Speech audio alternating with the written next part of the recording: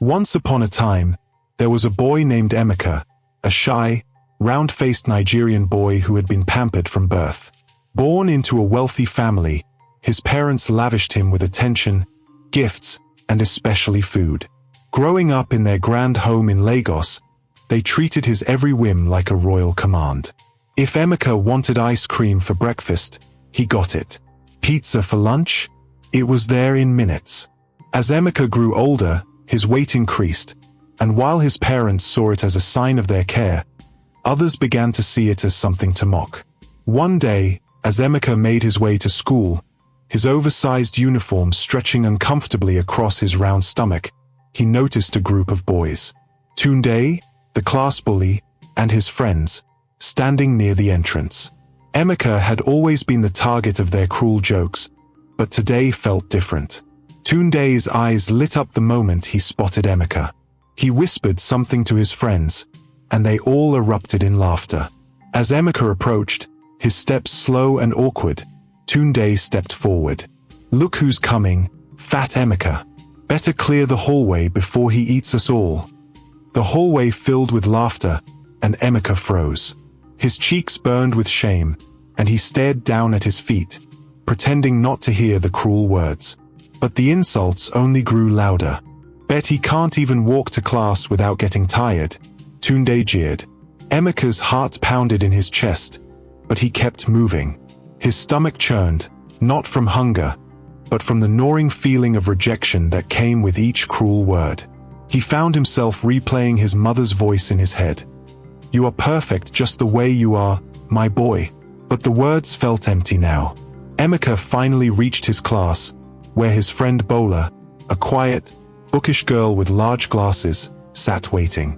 She had been Emeka's only real friend, someone who never judged him for his size. The moment she saw him, she sensed something was wrong. "Emeka, are you okay?" she asked, her voice filled with concern. He shook his head and sat down next to her, squeezing his large frame into the tiny school desk. They were at it again, he muttered, eyes on the floor. "I'm tired of this, Bola. Every day, it's the same thing." Bola reached over and placed a hand on his arm. "Don't let them get to you. They're just bullies. They don't know the real you. But what if they're right?" Emeka said quietly, his voice filled with uncertainty. "What if I really am just fat?" Before Bola could respond, the teacher walked in, and the class began. But Emeka's mind was elsewhere. The mocking voices of Tunde and his gang echoed in his head, replaying over and over again. No matter how hard he tried to focus on the lesson, all he could think about was the way people looked at him, the way they laughed behind his back. He felt trapped, stuck in a body that made him a target for ridicule. Later that day, during lunch, Emeka sat alone in the corner of the cafeteria, pushing his food around on his tray. His appetite had disappeared, replaced by a deep sadness. Across the room, he saw Tunde and his friends, still laughing, still mocking him. He turned away, pretending not to notice, but it was no use.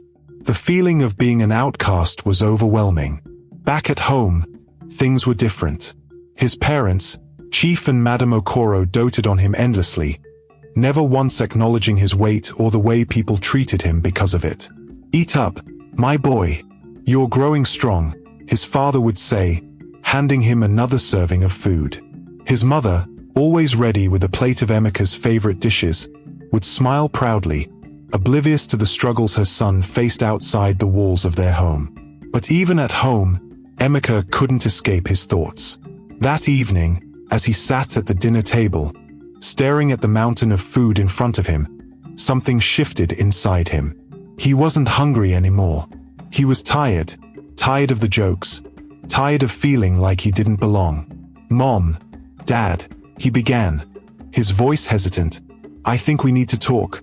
His parents exchanged confused glances but nodded for him to continue. I'm not happy," Emeka admitted, his voice shaking. "At school, everyone makes fun of me because of how I look, and I don't know if I can take it anymore." His mother's face softened, and his father frowned, setting down his fork. "But, "Son, we love you just the way you are," his father said gently. "Why should you care what others think?" "I care because it hurts," Emeka replied, the words tumbling out before he could stop them. "I can't even walk into class without being laughed at. And I don't think I'm happy with myself either." His mother reached across the table and took his hand. "Oh, Emeka, we didn't know. We never wanted to make you feel this way." Emeka swallowed hard, tears welling in his eyes. "I just want to feel normal." That night, as Emeka lay in bed, his thoughts swirling, he realized that things had to change. He couldn't continue living this way, trapped in a cycle of indulgence and ridicule. But the path ahead wasn't clear. How could he change his life when everything he knew had been built around his parents' pampering? And worse, how could he face the constant torment of his classmates, who saw him as nothing more than an easy target? The next day at school, Emeka sat quietly at his desk, trying to tune out the snickering voices that followed him everywhere. Tunde and his gang, as usual, had started their daily round of taunts and jabs the moment they saw him walk into class. But today, Emeka felt different. Yesterday's conversation with his parents lingered in his mind. He didn't want to be this version of himself anymore. After school, as Emeka walked home, he overheard some boys talking about the gym. Not just any gym, the Titan's Den, where all the toughest, most muscular boys from school trained. He had seen them walking around campus before, with their broad shoulders and chiseled arms. They were admired and respected. No one dared to make fun of them. "That's where the real men go," one of the boys boasted to his friend. "Tunde goes there every day. It's why no one messes with him." Emeka's ears perked up at the mention of Tunde. He knew that if he wanted to stand up to his bully, he would have to change more than just his attitude. He would have to change his body. That night, Emeka tossed and turned in bed, the thought of the Titan's Den filling his mind. Could this be the answer he had been looking for? If he went there, maybe he could transform into one of those muscular boys who commanded respect.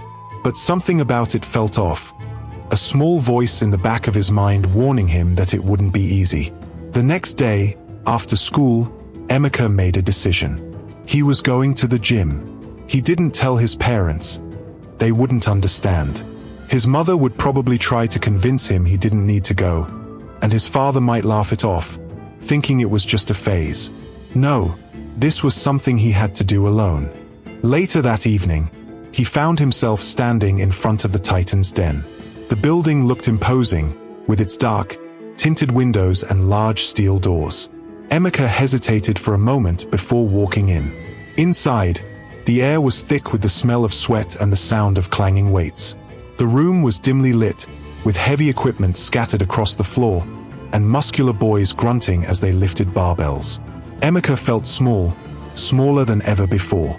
He caught a glimpse of Tunde in the corner of the gym, surrounded by his usual gang of boys. They all looked like they had stepped out of a bodybuilder magazine, each one more ripped than the last. Tunde spotted Emeka almost immediately and smirked. Well, look who's here," Tunde said, his voice dripping with sarcasm. "What's Fat Emeka doing in the Titan's Den? You lose your way, bro."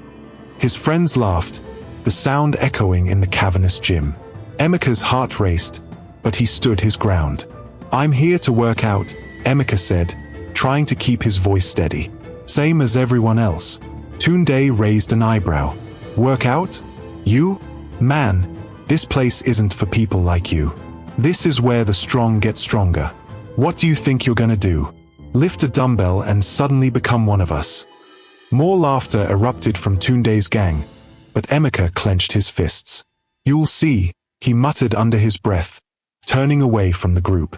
Emeka walked over to a corner of the gym, where the equipment wasn't as intimidating.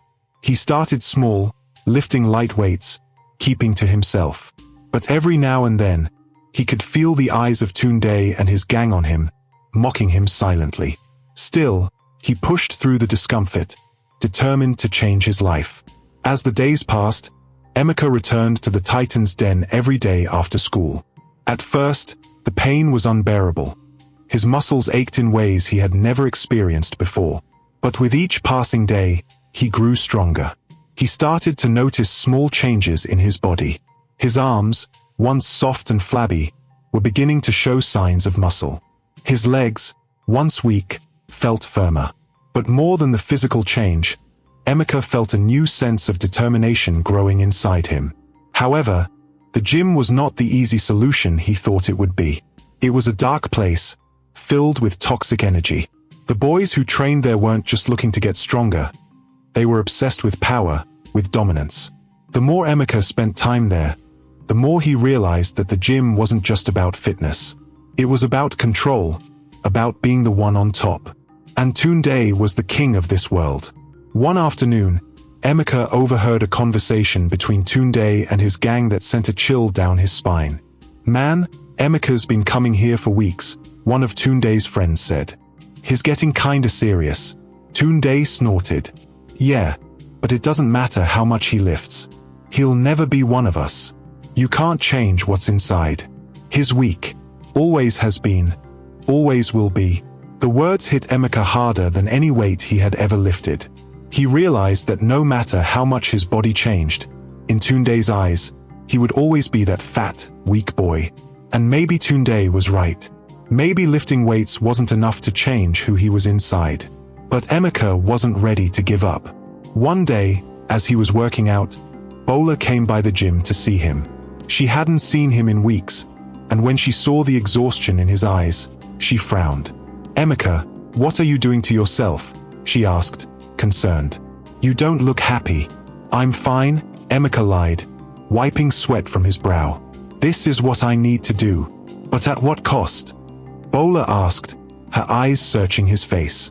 "You've changed, Emeka. And not in a good way." Emeka shrugged her off. "This is the only way, Bola. I need to get stronger.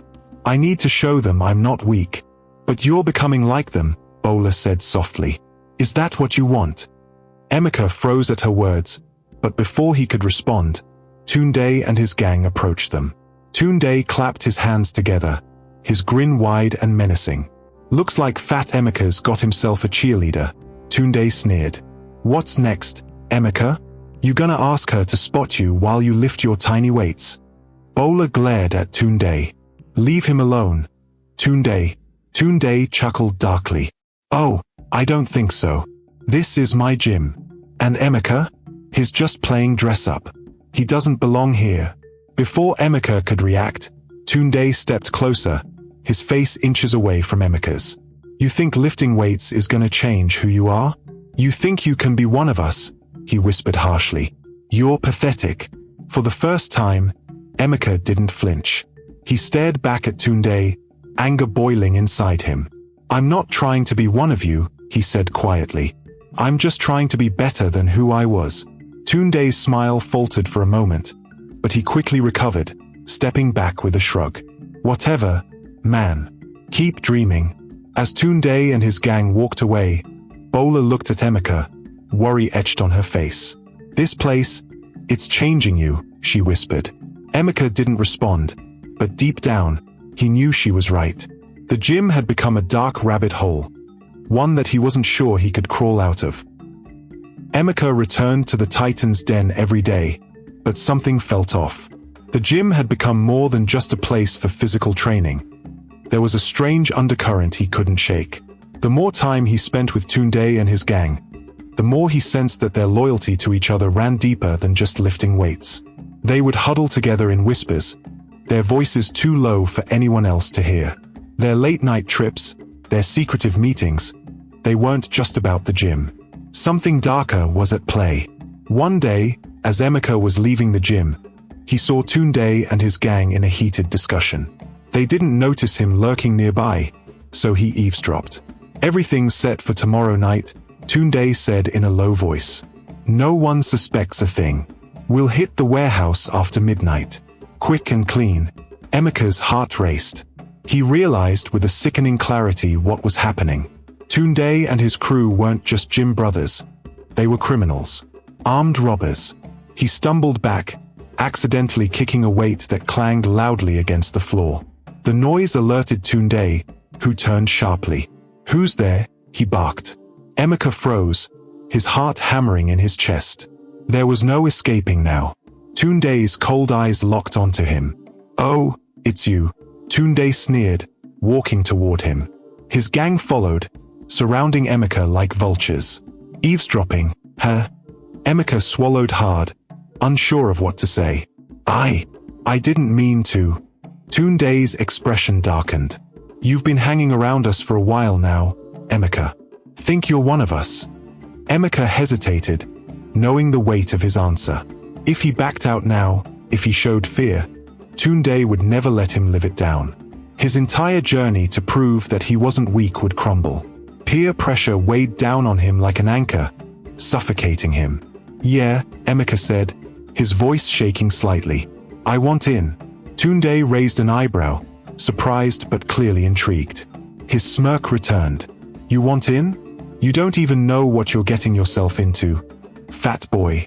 This isn't a game." "I'm serious," Emeka insisted, despite the fear bubbling in his stomach. "I'm tired of being the joke. I'm tired of people like you thinking I'm soft. I can do it." Tunde's eyes gleamed with amusement. "Fine," he said, clapping a hand on Emeka's shoulder. "We'll see what you're made of. Meet us tomorrow night, 11:30, behind the gym. You're either in, or you're out for good." The gang dispersed, leaving Emeka standing there, his heart pounding in his chest. What had he just done? That evening, Emeka walked home in a daze, his mind racing. He was about to get involved in something dangerous, something criminal. But a part of him, the part that had been mocked and ridiculed his whole life, felt a twisted sense of satisfaction. This would prove them all wrong. He wasn't the spoiled, fat child everyone thought he was. The next day at school, Emeka could barely focus. Bola noticed his distracted state and pulled him aside during lunch. "What's going on, Emeka?" she asked, her brow furrowed with concern. "You've been acting strange for weeks now." Emeka avoided her gaze.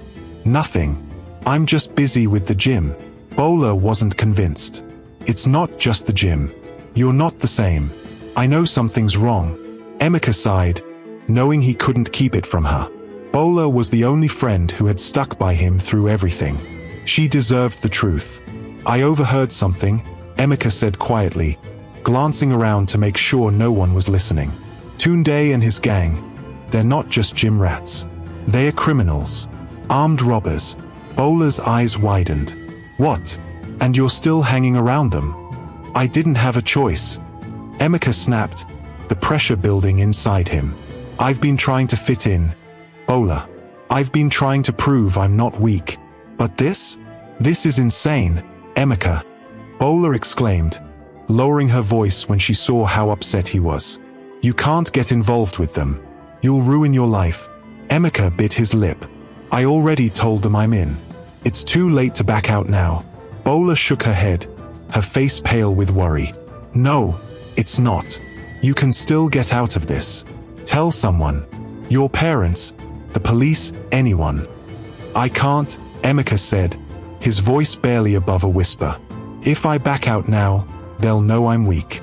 They'll never let me live it down." "Emeka, this isn't about being weak or strong. This is about your life," Bola said, her voice pleading. "Don't throw it all away because of Tunde." Emeka looked away, torn. He wanted to believe Bola, but the pressure to prove himself was too great. He had spent his whole life being the butt of everyone's jokes. This was his chance to turn the tables, to show everyone that he wasn't just the fat kid who got pushed around. "I'll be fine," he said, trying to convince himself more than Bola. "I'll handle it." Bola looked at him with a mixture of fear and frustration. "I'm not letting you do this alone," she said firmly. "I'll be there tomorrow night. I'll stop you if I have to." Emeka shook his head. "Bola, don't get involved." But Bola's mind was made up. "I'm not letting you throw your life away, Emeka." That night, Emeka lay in bed, unable to sleep. The weight of his decision pressed heavily on his chest. Tomorrow night would change everything. He would either prove himself or fall deeper into a darkness he wasn't sure he could escape from. The next evening, Emeka found himself standing behind the gym at 11:30, just as Tunde had instructed. The night was eerily quiet, the air thick with tension.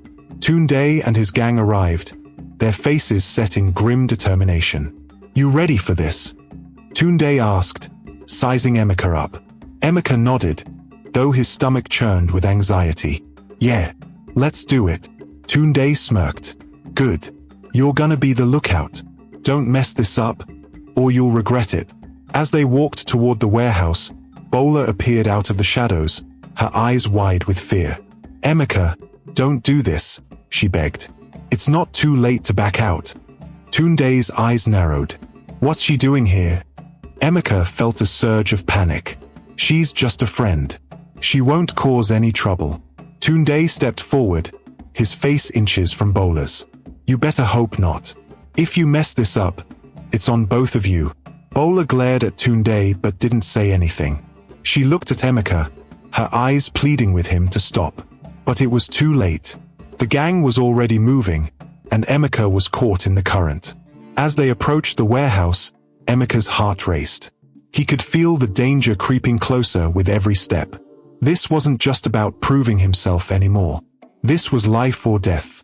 Bola stayed close to Emeka, her hands trembling. "Please, Emeka, don't do this," she whispered. But Emeka couldn't turn back now. He had come too far. Tunde and his gang broke into the warehouse with ease, moving like professionals. Emeka stood outside, keeping watch as they ransacked the place, stuffing stolen goods into bags. His heart pounded in his chest, his nerves on edge. Suddenly, the sound of sirens pierced the air. Panic erupted among the gang. "Cops!"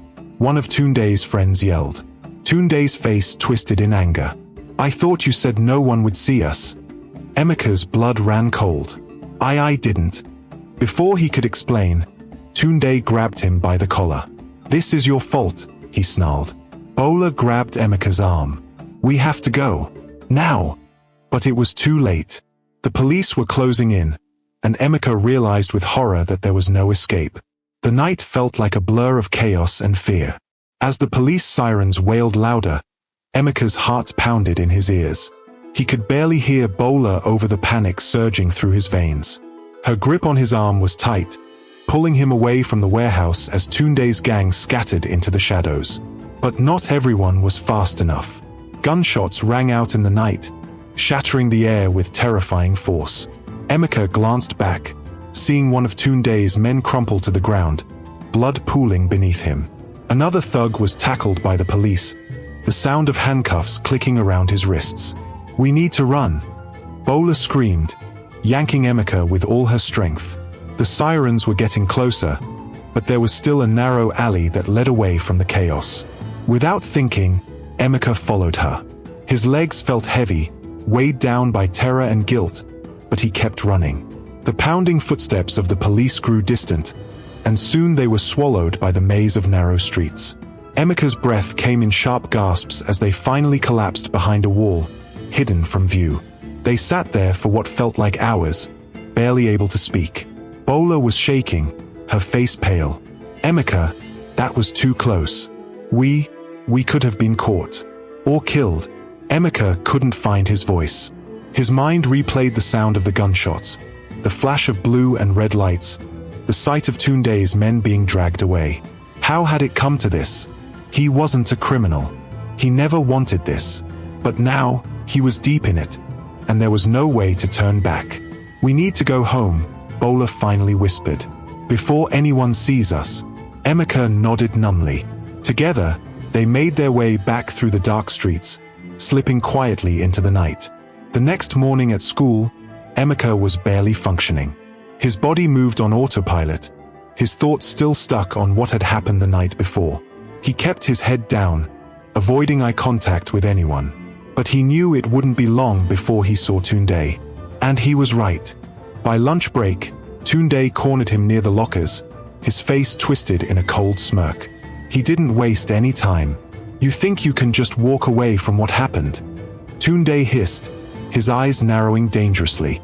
"Some of my boys are in jail right now, thanks to you." Emeka swallowed hard, his throat dry. I didn't mean for it to happen. I didn't." "You didn't what?" Tunde interrupted, stepping closer, his voice a low growl. You didn't mean to mess everything up? Because you did.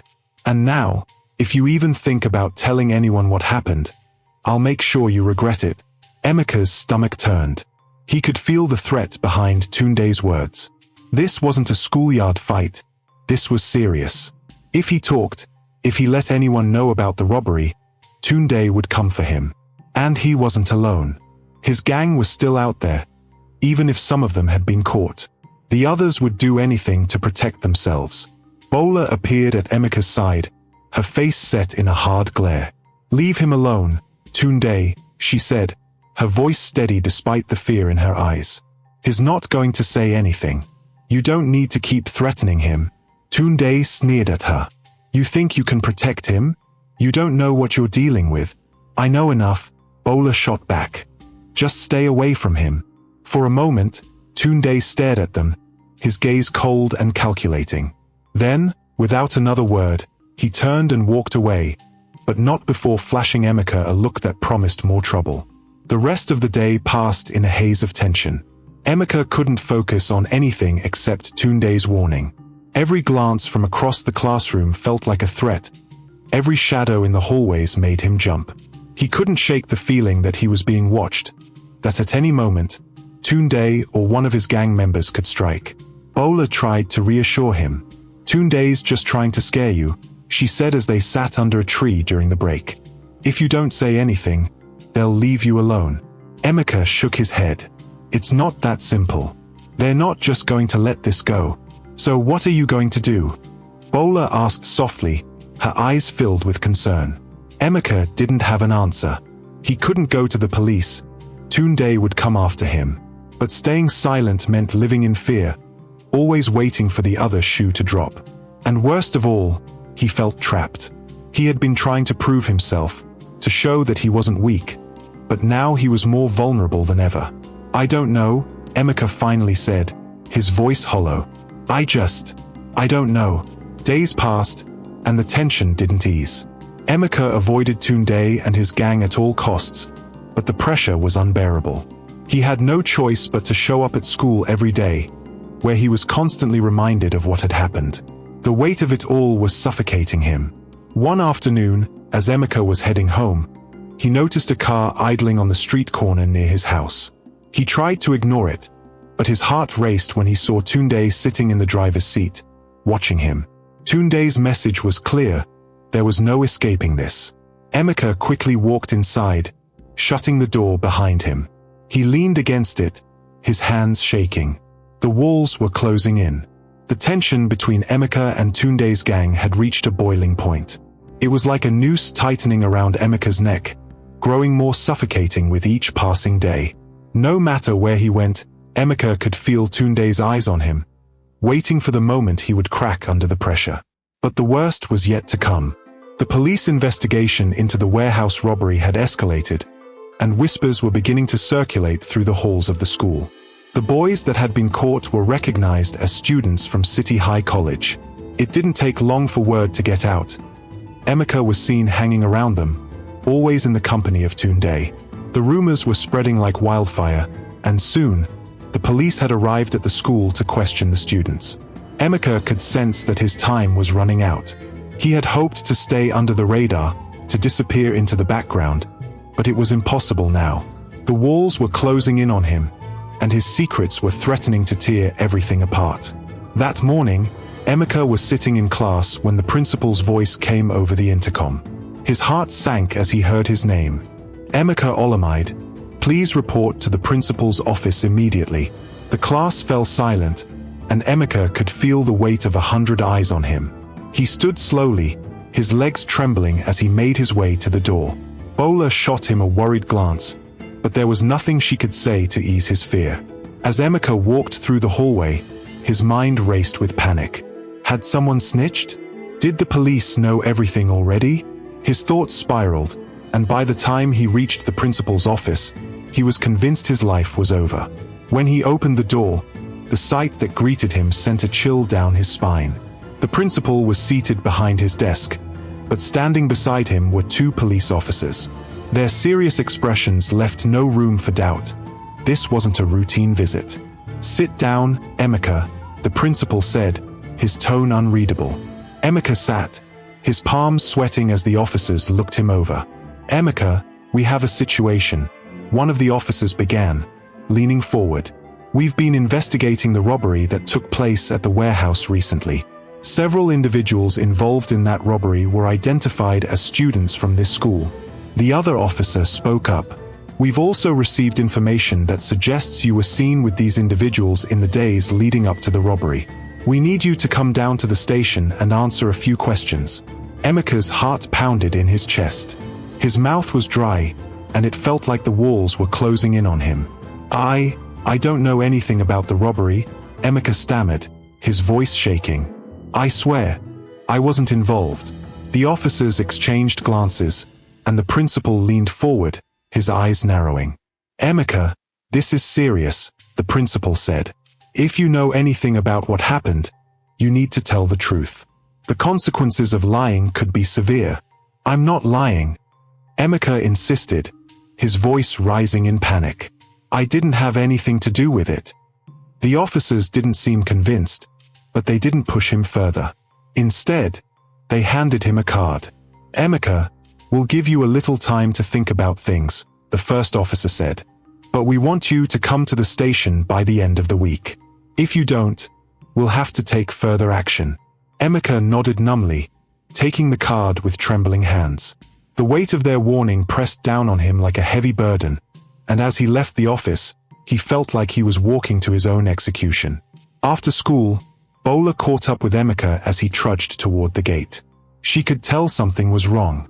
"What happened?" she asked, her voice filled with concern. Emeka couldn't find the words. The fear and guilt were eating away at him, and all he could do was shake his head. Bola grabbed his arm, stopping him in his tracks. "Emeka, talk to me," she urged. "Whatever it is, you don't have to face it alone."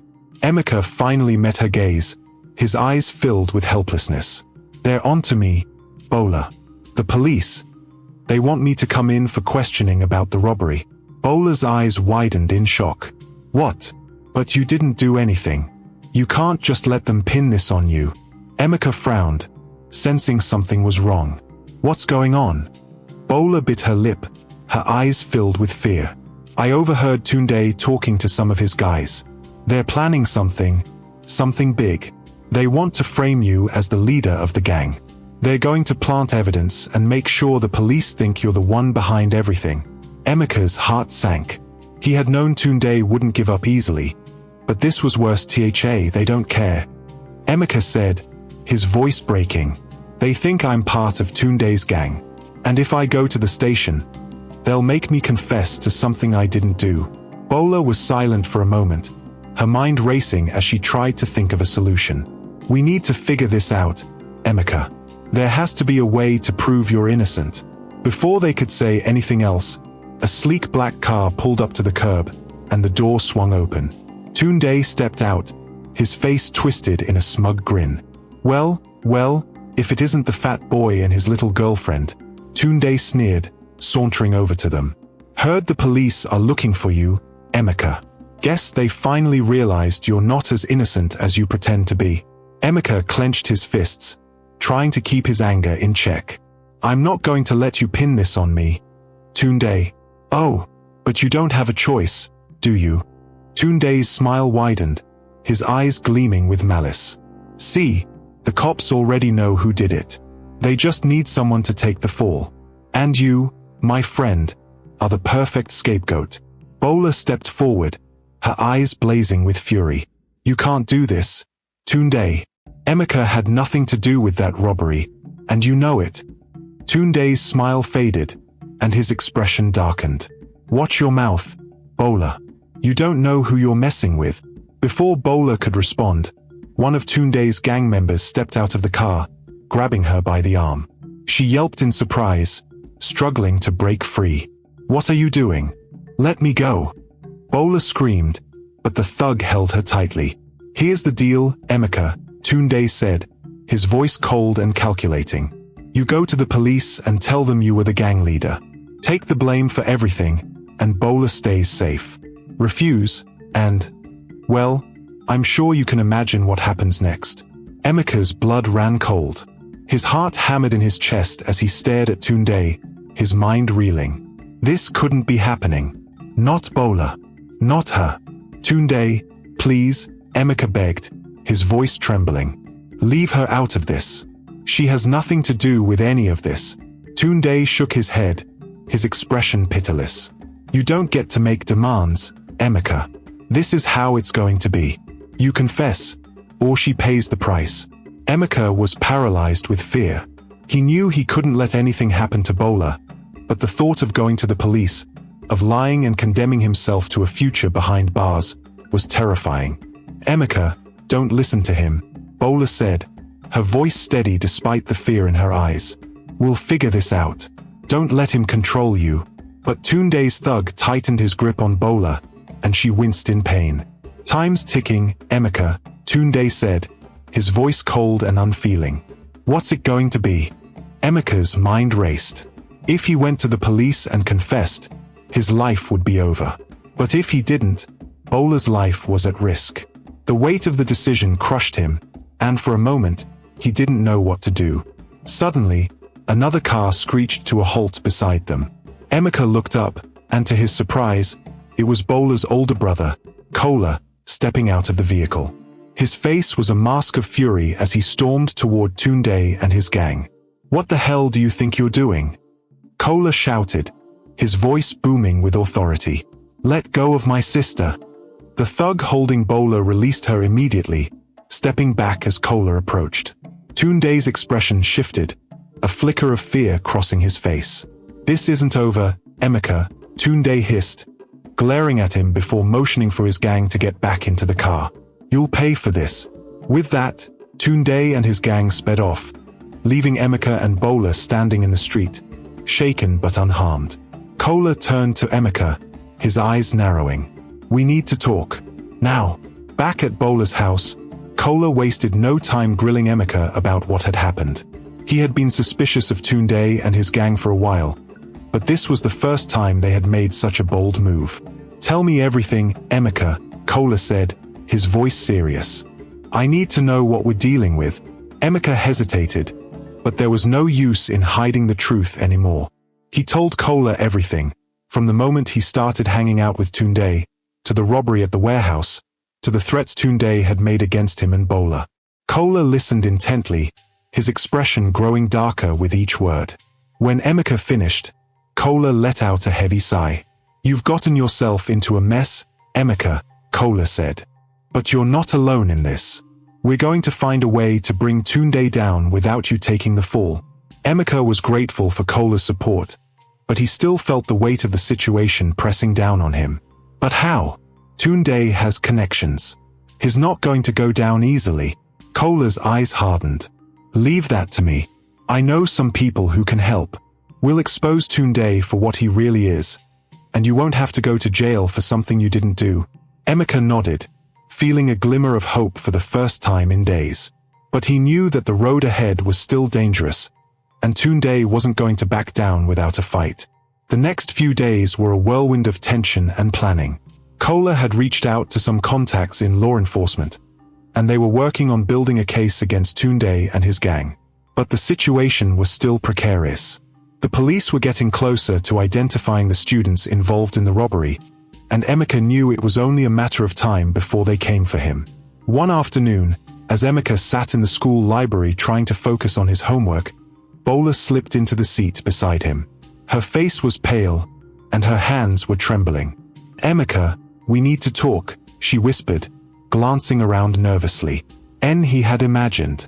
We have to stop them, Bola continued, her voice shaking. If they go through with this, you'll be arrested. You'll go to jail. Emeka's mind raced as he tried to come up with a plan. He couldn't let Tunde get away with this, but how could he fight back without putting himself in even more danger?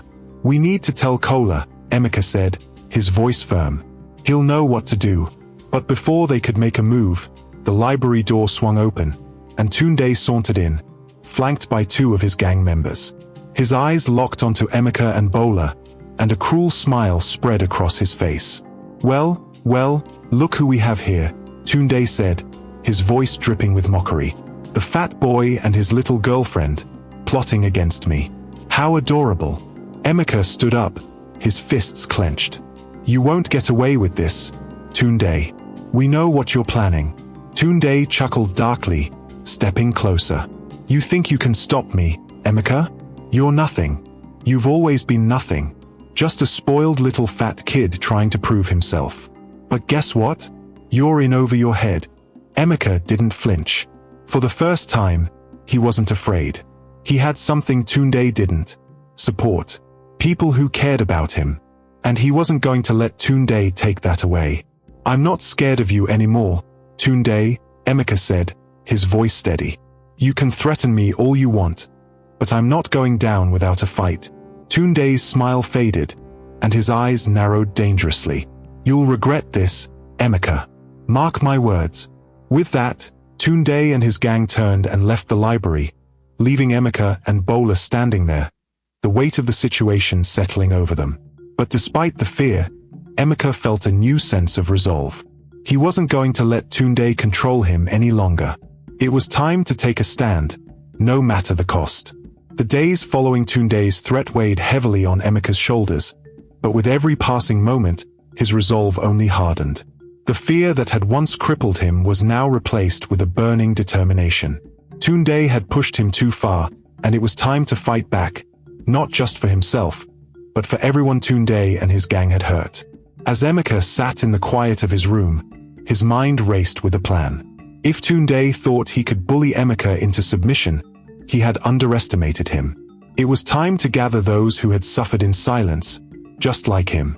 Tunde's reign of terror had to end, and Emeka knew he couldn't do it alone. The next day at school, Emeka made his rounds quietly, pulling aside the boys who had been bullied, threatened, and harassed by Tunde and his gang. They were everywhere, sitting in the cafeteria, studying in the library, hanging out by the basketball court. Each of them wore the same haunted look, a reflection of the torment they had endured. One by one, Emeka approached them, speaking in hushed tones about his plan. Some were hesitant at first, scared of the repercussions, but when they saw the fire in Emeka's eyes, they knew things had changed. This wasn't the same Emeka who had cowered in the shadows, hiding behind his insecurities. This was someone determined to stand up, not just for himself, but for them all. By the end of the day, Emeka had a small army of boys ready to take on Tunde and his gang. They met that evening after school, in the back corner of the school field, far away from prying eyes. The atmosphere was tense, the weight of their decision palpable. I can't believe we're doing this, whispered Jide, a skinny boy with glasses who had been one of Tunde's frequent targets. Tunde's not going to let us get away with this. He'll come after us. He can't come after all of us, Emeka said firmly, standing in the center of the group. We're stronger together. For too long, we've let Tunde push us around. It's time we push back. A murmur of agreement spread through the group, though the fear was still evident in their eyes. Emeka could see it, but he also knew that fear was the very thing they had to overcome. His taken Bola, Emeka continued, his voice steady but filled with emotion. I won't let him hurt her, but we have to be smart about this. We can't just rush in and expect to win. He outlined his plan, detailing how they would ambush Tunde's gang the next time they gathered at their secret spot behind the gym. He'd been watching them, noting their routines, and he knew exactly when they'd be most vulnerable. It was risky, but it was their best shot. As the boys listened, some of them began to speak up, offering suggestions, fine-tuning the plan. For the first time, they felt like they had power to fight back, to reclaim their dignity. We'll take them down, Emeka said, looking each of them in the eyes. But after that, we have to do the right thing. We have to report them to the police. There was a silence, a shared glance between the boys. Reporting Tunde and his gang was dangerous. The consequences could be severe. But Emeka had made up his mind. This was the only way to end it once and for all. The night of the ambush was tense. Emeka and the other boys waited in the shadows behind the gym, watching as Tunde and his gang gathered to plan their next move. Bola was still missing, and Tunde's threats echoed in Emeka's mind. He had to end this tonight. Tunde, oblivious to the danger, leaned against the wall, laughing with his cronies. They talked about how they had the upper hand, how Emeka was too weak to fight back. But they didn't know what was coming. As the last of Tunde's gang members arrived, Emeka signaled the boys to move in. They surrounded the group, cutting off any possible escape routes. Tunde, realizing what was happening, stood up, his face twisting in anger. "What the hell is this, Emeka?" Tunde snarled, stepping forward. "You think you can take me on? You think these losers can save you?" Emeka stood his ground, meeting Tunde's gaze without flinching. "It's over, Tunde. You've terrorized us long enough." Tunde's eyes narrowed, and for a moment, it seemed like he might try to fight his way out. But the sheer number of boys surrounding him made it clear that resistance was futile. "You'll regret this," Tunde hissed. "All of you." Emeka didn't respond. He didn't need to. The boys moved in, disarming Tunde's gang of the weapons they had been carrying, and subdued them quickly. There was no violence, just a silent, calculated takedown that left Tunde and his gang powerless. With the job done, Emeka turned to the group. "We're going to the police. We'll tell them everything." The walk to the police station was tense. Bola had been found, unharmed but shaken, and she walked beside Emeka, her hand gripping his tightly. "You don't have to do this," she whispered, her voice trembling. "You can let them take the blame. You don't have to go down with them." Emeka shook his head, his jaw set with determination. "I do, Bola. I was part of this. I let myself get dragged into it. And I have to take responsibility." Bola's eyes filled with tears. "I can't lose you, Emeka. You've changed so much. I don't want you to go to jail." Emeka stopped walking, turning to face her. "I'll be okay. I have to do this. For us. For everyone." Bola bit her lip, the tears spilling over as she looked up at him. "I love you, Emeka. I've always loved you." Emeka's heart skipped a beat. He hadn't expected her to say it, and for a moment, he was speechless. But then he pulled her close, his lips meeting hers in a kiss that was filled with all the emotions they had kept buried for so long. It was a kiss of love, of hope, and of the future they wanted to build together. When they pulled apart, Emeka smiled softly, wiping the tears from her cheeks. "I love you too, Bola. And I promise, I'll come back to you." At the police station, Emeka and the boys told the truth. They explained everything, from the bullying to the robbery, to the kidnapping and the threats. Emeka didn't leave anything out, even when it meant admitting his own involvement in the gang's activities. He was ready to face the consequences. Tunde and his gang were brought in shortly after, cuffed and furious. Tunde glared at Emeka with venom in his eyes, but there was nothing he could do. His reign of terror was over. After hours of questioning, the police finally made their decision. Because of Emeka's cooperation and his role in bringing down the gang, they decided to let him go. Tunde, however, was not so lucky. He and his gang would be facing serious charges, and it was clear they wouldn't be returning to school anytime soon. As Emeka left the station, Bola was waiting for him outside, her face lighting up with relief when she saw him. "You did it," she said, running to him and wrapping her arms around him. "You're free." Emeka hugged her tightly, feeling the weight of the world lift from his shoulders. "We did it," he corrected her, smiling. "I couldn't have done this without you." Back at home, Emeka knew there was one last thing he had to do. He found his parents sitting in the living room, their faces filled with concern after hearing about everything that had happened. "Mom, Dad," Emeka began, his voice firm but respectful. "We need to talk." His parents exchanged glances, surprised by the seriousness in his tone. "I know you love me, and I know you've always tried to protect me," Emeka said, his eyes locking with theirs. "But you've also spoiled me, and it made me weak. It made me vulnerable to people like Tunde." His mother looked stricken, but his father nodded slowly, realizing the truth in Emeka's words. "I don't blame you," Emeka continued. "But I need you to understand that I'm not a child anymore. I need to be strong on my own. I need to learn how to face challenges without always relying on you to fix things." His parents were silent for a moment, absorbing his words. Then his father spoke, his voice filled with regret. "You're right, Emeka. We've failed you in some ways, but we're proud of the man you're becoming." His mother reached out, tears in her eyes. "We love you, Emeka. We just wanted to protect you." Emeka smiled softly, taking her hand. "I know, but from now on, I need to stand on my own 2 feet." The next day at school, Emeka walked through the halls with his head held high. Tunde and his gang were gone, and the air felt lighter, freer. The boys who had once been bullied now walked with a sense of pride, no longer afraid of what lurked around the corner. And as Emeka met Bola's gaze across the courtyard, he knew that things were going to be different from now on. He had faced his demons, fought his battles, and come out stronger. Together, he and Bola would face whatever challenges life threw their way. For the first time in his life, Emeka felt truly free. Free from the past, free from the weight of his insecurities, and free to live the life he wanted. And as he and Bola walked hand in hand into the future, Emeka knew that no matter what came next, he was ready. Thanks for watching till the end. If you enjoyed this story, please give it a like and subscribe to the channel Folktales King so that you won't miss any of our new videos. Here is another story I'm sure you will enjoy. Click on it to watch now.